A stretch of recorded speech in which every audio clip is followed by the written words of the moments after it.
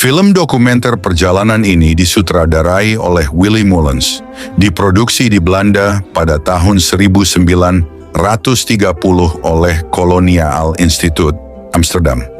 Karya ini menyajikan sebuah travelogue, catatan perjalanan visual, yang menelusuri daerah aliran Sungai Lematang di Pulau Sumatera.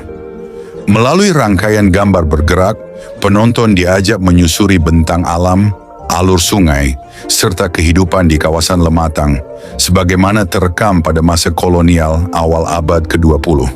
Film ini tidak hanya berfungsi sebagai dokumentasi perjalanan, tetapi juga sebagai rekaman historis yang memperlihatkan bagaimana wilayah Sumatera dipandang dan direpresentasikan melalui lensa kolonial pada zamannya. Sungai Lematang merupakan salah satu anak sungai terpenting dari Sungai Musi, sungai besar yang membelah kota Palembang dan sejak berabad-abad lalu menjadi tulang punggung kehidupan di Sumatera Selatan. Bersama 8 sungai besar lainnya yang dikenal sebagai Batang Hari 9, Sungai Lematang membentuk jaringan perairan luas yang dahulu berfungsi sebagai jalan raya utama bagi perdagangan, mobilitas manusia, dan pertukaran budaya. Pada masa sebelum berkembangnya jalan darat, terutama hingga dekade 1930-an, sungai-sungai inilah yang menghubungkan pedalaman dengan pesisir. Pada era kolonial Belanda, ketergantungan terhadap jalur air sangat tinggi. Sungai Musi dan anak-anak sungainya, termasuk Sungai Lematang, menjadi urat nadi transportasi barang dan manusia. Palembang bahkan dijuluki Venesia dari timur karena rapatnya jaringan sungai yang mengalir di wilayah ini. Pembangunan jalan darat yang mulai intensif pada tahun 1930-an memang perlahan mengurangi peran sungai di wilayah hulu, namun di daerah hilir dan sekitar Palembang, fungsi Sungai Musi beserta anak sungainya tetap dominan untuk waktu yang lama. Secara geografis, Sungai Lematang mengalir di wilayah Provinsi Sumatera Selatan dan menjadi salah satu sungai terpanjang di provinsi ini, dengan panjang sekitar 443 km. Sungai ini melintasi 5 daerah administratif, yaitu Kota Pagar Alam, Kabupaten Lahat, Kabupaten Penukal Abab Lematang Ilir, Kota Prabu Muleh, dan Kabupaten Muara Enim. Hulu Sungai Lematang berada di kaki Gunung Patah, bagian dari rangkaian pegunungan Bukit Barisan, wilayah yang dikenal memiliki bentang alam pegunungan yang subur dan sejuk. Dari hulu pegunungan inilah Sungai Lematang mengalir panjang hingga akhirnya bermuara ke Sungai Musi di Kecamatan Sungai Rotan, Kabupaten Muara Enim. Daerah pertemuan 2 aliran besar ini dikenal sebagai Muara Lematang, nama yang kemudian juga digunakan sebagai nama desa setempat. Sebagai sungai muson tropis, Sungai Lematang memiliki aliran yang relatif melimpah dengan debit yang cenderung stabil sepanjang tahun, meskipun tetap rentan mengalami banjir pada musim hujan. Sungai ini memainkan peran penting dalam kehidupan masyarakat di sepanjang alirannya, baik dari sisi ekonomi, sosial maupun budaya. Air Sungai Lematang dimanfaatkan sebagai sumber air baku bagi berbagai industri seperti pabrik kelapa sawit dan pabrik gula, serta menopang kegiatan pertanian dan kebutuhan rumah tangga. Selain fungsi ekonominya, Sungai Lematang memiliki nilai sejarah dan budaya yang mendalam. Dalam kepercayaan masyarakat setempat, khususnya suku Lematang, sungai ini diyakini sebagai ruang sakral, bahkan dipercaya sebagai tempat kelahiran dewa-dewi dalam mitologi lokal. Karena itu, Sungai Lematang tidak sekadar dipandang sebagai sumber daya alam, melainkan juga sebagai simbol kehidupan, kesuburan, dan identitas budaya yang patut dijaga serta dihormati. Dengan seluruh nilai sejarah, budaya, ekonomi, dan ekologinya, Sungai Lematang bukan sekadar aliran air yang membelah daratan Sumatera Selatan, melainkan sebuah warisan hidup. Menjaga dan melestarikannya berarti menjaga kesinambungan antara manusia, alam, dan sejarah yang telah mengalir bersama sungai ini selama berabad-abad. Selanjutnya, kamera kolonial mulai merekam tumbuhan liar yang rapat menutupi tepian sungai, menandai hutan rimba yang pada masa itu masih nyaris tak tersentuh.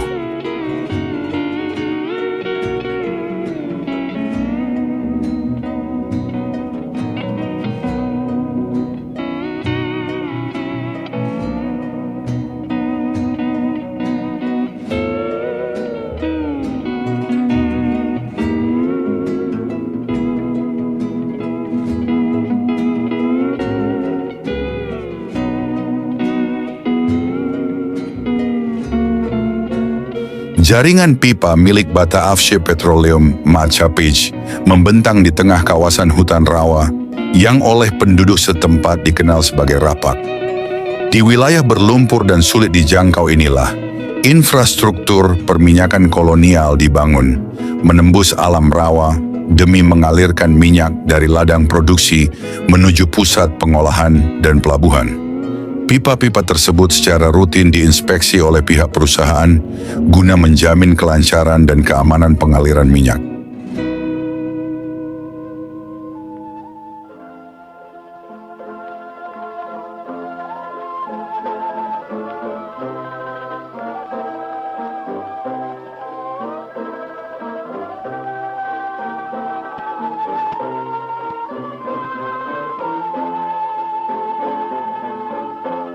Tampak pula jalan besar menuju Lahat, salah satu jalur darat penting yang menghubungkan kawasan pedalaman dengan pusat-pusat administrasi kolonial.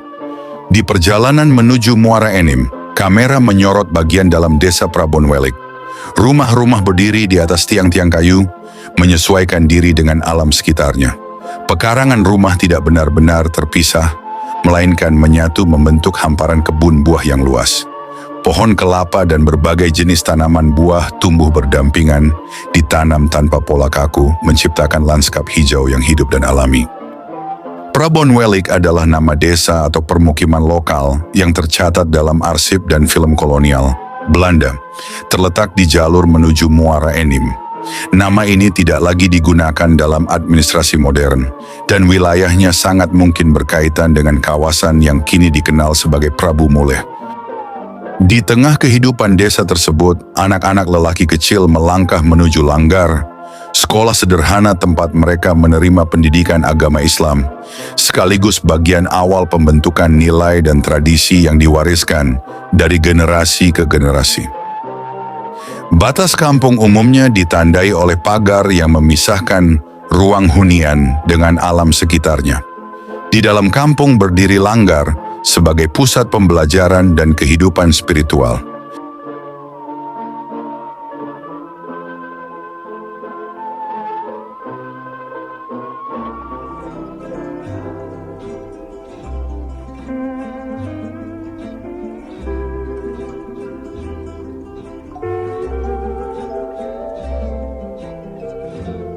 Sebagian kampung tumbuh mengikuti alur sungai, memanfaatkan tepiannya sebagai ruang hidup dan jalur aktivitas.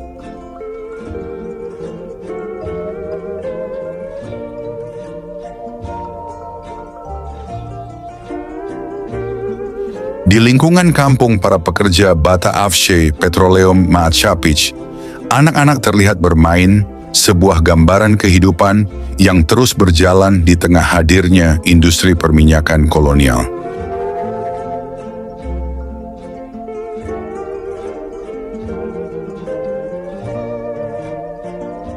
Perempuan-perempuan kampung tampak menumbuk beras hingga menjadi tepung, mengolah hasil sawah dengan cara tradisional yang telah diwariskan secara turun-temurun. Dengan lesung dan alu sebagai alat utama, mereka bekerja berirama, memecah butiran beras melalui gerakan yang berulang dan teratur. Tak jauh dari sana, anak-anak kampung mandi bersama, memanfaatkan air sungai sebagai bagian tak terpisahkan dari kehidupan sehari-hari.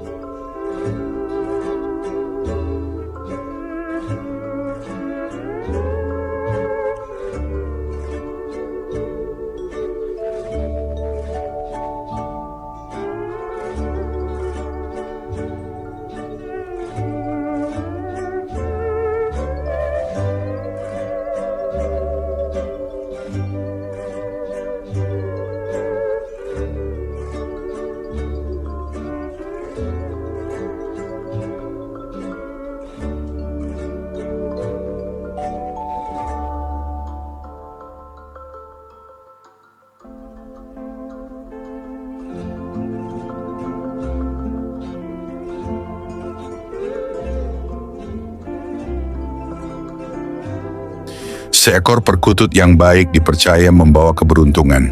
Karena itu, orang Melayu merawat burung kesayangannya dengan penuh perhatian, memberinya tempat bertengger setiap hari di batang bambu yang tinggi atau di dahan pohon, agar burung itu merasa tenang dan nyaman.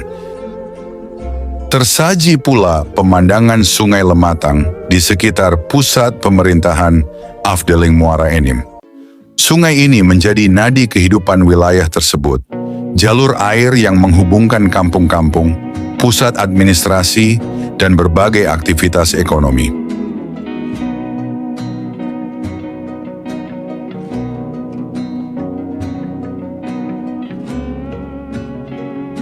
Jembatan-jembatan membentang di atas Sungai Enim, tak jauh dari muaranya yang menyatu dengan Sungai Lematang. Bangunan-bangunan ini menjadi penghubung penting antara satu tepi dan tepi lainnya, menandai titik pertemuan jalur darat dengan jalur air yang sejak lama menjadi urat nadi kehidupan kawasan ini. Di bawahnya aliran Sungai Enim bergerak tenang menuju Lematang, membawa air, lumpur, dan jejak aktivitas manusia dari hulu. Letaknya yang dekat dengan muara menjadikan kawasan ini selalu hidup. Perahu-perahu kecil kerap melintas, sementara di tepi sungai tampak aktivitas bongkar muat, orang-orang menyeberang, dan kehidupan kampung yang berorientasi pada sungai. Jembatan tidak hanya berfungsi sebagai sarana transportasi, tetapi juga sebagai titik pandang, tempat orang berhenti sejenak, memandang pertemuan dua sungai yang menyatukan wilayah pedalaman dengan arus besar menuju Musi. Di daratan, kerbau dan gerobak sapi menjadi pemandangan yang lazim dan nyaris tak terpisahkan dari keseharian. Di jalan-jalan tanah yang memanjang di antara kampung, sawah dan ladang, kendaraan sederhana ini bergerak perlahan mengikuti irama langkah hewan penariknya. Roda kayu berderet pelan, sementara kerbau dan sapi melangkah mantap, terbiasa dengan beban yang mereka tarik. Gerobak-gerobak ini tidak hanya mengangkut hasil bumi, padi, kayu bakar, atau barang dagangan, tetapi juga manusia. Penduduk kampung duduk di atas papan gerobak, kadang berdesakan dengan muatan, menjadikan perjalanan sebagai bagian dari rutinitas bersama.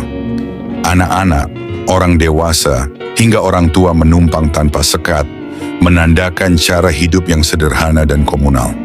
Dalam konteks kehidupan masa itu, kerbau dan gerobak sapi adalah tulang punggung transportasi darat. Ia mencerminkan ketergantungan pada tenaga alam dan hewan, sekaligus menegaskan bahwa mobilitas tidak selalu tentang kecepatan, melainkan tentang keberlanjutan dan kebiasaan. Perjalanan dengan gerobak menjadi ruang interaksi, tempat percakapan mengalir seiring langkah hewan, menyatu dengan denyut kehidupan pedesaan. Kerbau-kerbau tampak beristirahat di sela perjalanan, mengunyah kembali makanannya dengan tenang. Dari Muara Enim terbentang panorama pegunungan barisan yang megah. Jalan menuju Lahat berkelok mengikuti kontur alam. Di beberapa bagian, permukaan jalan diperkeras sementara dengan lapisan batang kayu untuk memudahkan perjalanan. Tanjakan dan turunan menjadi bagian tak terpisahkan dari rute ini, dengan kaki-kaki pegunungan barisan membentang luas sebagai latar perjalanan. Lereng-lereng hijau, punggung bukit yang bergelombang, serta celah-celah lembah menjadi penanda bahwa jalur ini bukan sekadar penghubung antar wilayah, melainkan bagian dari lanskap alam yang besar dan tua. Pegunungan itu seakan mengawasi setiap pergerakan, menghadirkan rasa kecil di hadapan bentang alam yang megah. Bagi para pelintasnya, rute ini adalah pengalaman yang menyatu antara fisik dan visual. Perjalanan tidak hanya diukur dari jarak, tetapi dari ritme naik turun yang harus dilalui, dari napas yang tersengal di tanjakan hingga hembusan angin yang menyambut di turunan. Dalam perjalanan menuju Muara Enim di Kampung Lembak, para tamu disambut dengan pertunjukan tari oleh para gadis. Di Sumatera Selatan, gadis-gadis kampung kerap mengambil peran sebagai tuan rumah bagi para pendatang. Tarian mereka sederhana dan bersahaja, namun selalu menarik perhatian seluruh warga kampung. Para penari saling berlomba menampilkan berbagai jenis tarian, masing-masing dengan makna tersendiri, dibawakan melalui gerak yang lentur dan anggun. Iringan musik yang sederhana dimainkan oleh kaum perempuan. Alat musik harmonika telah dikenal dan mulai digunakan sebagai bagian dari pengiring tarian, Secara bergantian tampil raja gadis, ratu para gadis, yang menari di bagian depan.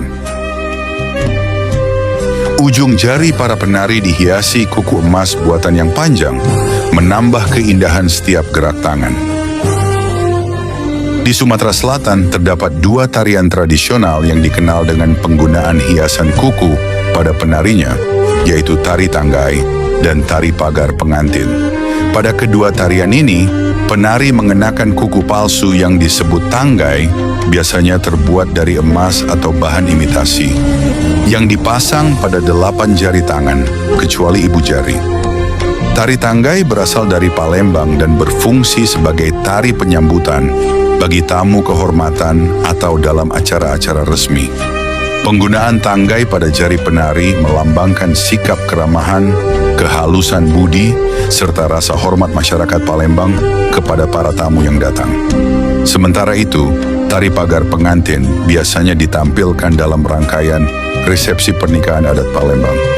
Pada tarian ini, kuku palsu atau tanggai yang dikenakan oleh pengantin wanita mengandung makna simbolis yang mendalam. Tanggai melambangkan bahwa sang pengantin telah dibatasi oleh ikatan pernikahan, namun tetap dituntut untuk tampil anggun di hadapan suaminya. Selain itu, tanggai juga menjadi simbol perpisahan dengan keluarga lama serta permohonan izin untuk memasuki dan membentuk kehidupan keluarga yang baru. Di kampung, anak-anak muda memanfaatkan saluran air terbuka sebagai tempat mandi. Disitulah anak-anak muda memanfaatkannya sebagai tempat mandi, terutama pada siang hari ketika panas menyengat. Air yang mengalir perlahan menjadi pelepas lelah setelah bekerja di ladang atau sekadar bermain di sekitar kampung. Mandi di saluran air dilakukan tanpa sekat dan tanpa rasa canggung. Tawa, percikan air, dan teriakan saling bersahut-sahutan menciptakan suasana akrab yang memperlihatkan kedekatan antar sesama. Perempuan dan anak-anak mengisi ruang kampung dengan aktivitas sehari-hari yang sederhana. Seorang perempuan tua yang semula tampak sedikit malu, kemudian memberikan keterangan kepada para pendatang. Sebuah perjumpaan singkat antara dunia kampung yang bersahaja dan orang-orang asing yang melintas di wilayah mereka.